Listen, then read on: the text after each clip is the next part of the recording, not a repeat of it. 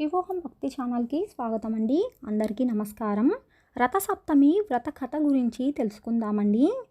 యుధిష్ఠరుడు కృష్ణుణ్ణి అడిగెను, ఓ కృష్ణ, రథసప్తమి నాడు చేయవలసిన విధి విధానమును అనుసరించి భూలోకమున మనుష్యులు చక్రవర్తి కాగలరని నీవు చెప్పియుంటివి. అట్లు ఎవ్వరికైనను ప్రాప్తించినదా అనగా కృష్ణుడిట్లు జవాబిచ్చెను. కాంబోజ దేశమున యశోవర్తి అను చక్రవర్తి ఉండెను. ఆయన వృద్ధాప్యమున ఆయన కుమారులందరూ సర్వరోగముల చేత బాధపడుచున్నవారైరి. అట్టి కర్మ పరిపాకము ఎందువలన కలిగెనో తెలుసుకొనవలదని ఒకానొక బ్రాహ్మణ శ్రేష్ఠుణ్ణి అడిగెను. అట్లు అడిగిన రాజుతో, ఓ రాజా, వీరి పూర్వజన్మలో వైశ్యకులమున జన్మించి మిక్కిలి లోబులై ఉండిరి. అందుచేత వీరిట్టి రోగములను గురి కావలసిన వారైరి. వారి రోగ నివారణకు రథసప్తమి రోజున జరుగు కార్యక్రమమును చూడవలెను.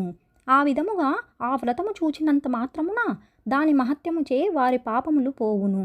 కావున వ్యాధితో బాధపడు వారిని తీసుకుని వచ్చి ఆ వ్రత వైభవము వారికి చూపవలెను అని బ్రాహ్మణుడు చెప్పగా, రాజు, అయ్యా, ఆ వ్రతం ఎట్లు చేయవలెనో దాని విధి విధానమును తెలుపుమును అని అడిగెను. అందులకు ఆ బ్రాహ్మణుడు, ఓ రాజా, ఏ వ్రతము చూచినంత మాత్రమున జడత్వము నశించిపోవునో ఆ రథసప్తమి అని పేరుగల వ్రతము సర్వులు ఆచరించదగినది. ఆ వ్రత ప్రభావమున సకల పాపములు హరించి చక్రవర్తిత్వము కలుగును. ఆ వ్రత విధానమును తెలుపుచున్నాను, శ్రద్ధగా వినుము. మాఘమాసమందలి శుక్లపక్షమున వచ్చు షష్ఠీ తిథి దినమున గృహస్థు ఈ వ్రతమాచరించినను తలంపవలెను. పవిత్ర జలము గల నదులలో గాని, చెరువునందు గాని, నూతియందు గాని తెల్లని నువ్వులతో విధి విధానముగా స్నానము ఆచరించవలెను. ఇలవేలుపులకు, కులదేవతలకు, ఇష్టదేవతలకు మ్రొక్కి పూజించి అటుపిమ్మట సూర్యదేవాలయమునకు పోయి ఆయనకు నమస్కరించి పుష్పములు, ధూపములు, దీపమును అక్షింతలతో శుభప్రాప్తి కొరకు పూజించవలెను. పిదప స్వగృహమునకు వచ్చి పంచయజ్ఞము గావించి అతిథులతో, సేవకులతో, బాలకులతో భక్ష్యభోజ్యములు ఆరగించవలెను. ఆ దినమున తైలము శరీరమునకు పూసుకొని స్నానము చేయరాదు.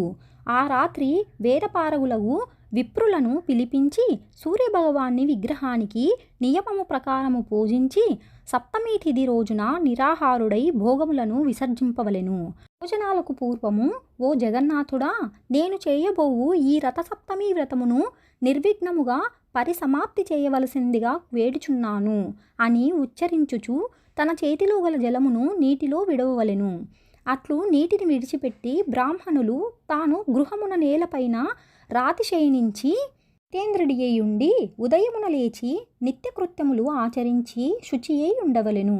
ఒక దివ్యమైన సూర్యార్థాన్ని దివ్యమాలికలతోనూ చిరుగంటలతోనూ సర్వోపచారాలతోనూ తయారు చేసి సర్వాంగములను రత్నాలు మణులతో అలంకరించవలెను. బంగారుతో గాని వెండితో గాని గుర్రాలను, రథసారథిని, రథమును తయారు చేసి మధ్యాహ్న వేళ స్నానాధికములచు నిర్వర్తించుకొనవలెను.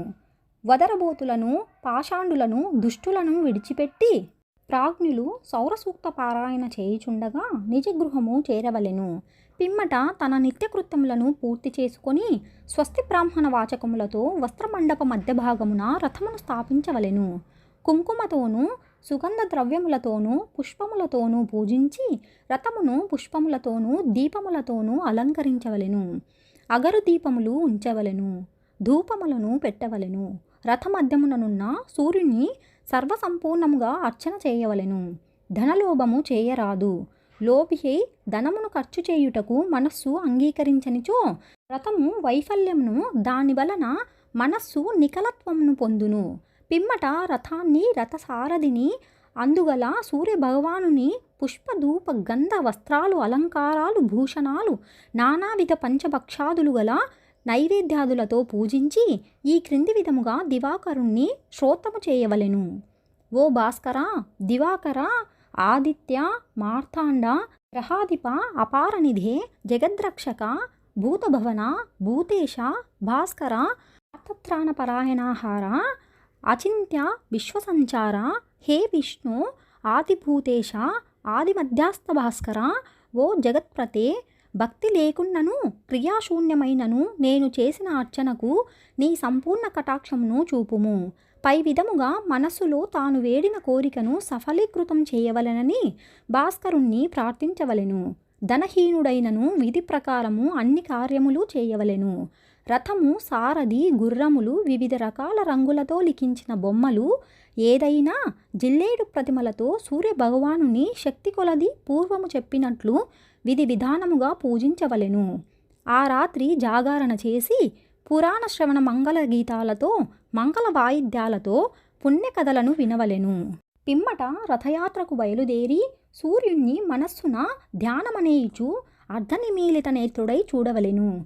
ప్రాతకాలమున లేచి విమలుడై స్నానకృత్యము నిర్వర్తించుకొని బ్రాహ్మణులకు తృప్తిగా భోజనము పెట్టి వివిధ రత్నభూషములతో ధాన్యాదులతో వస్త్రాలతో తృప్తిపరచవలెను.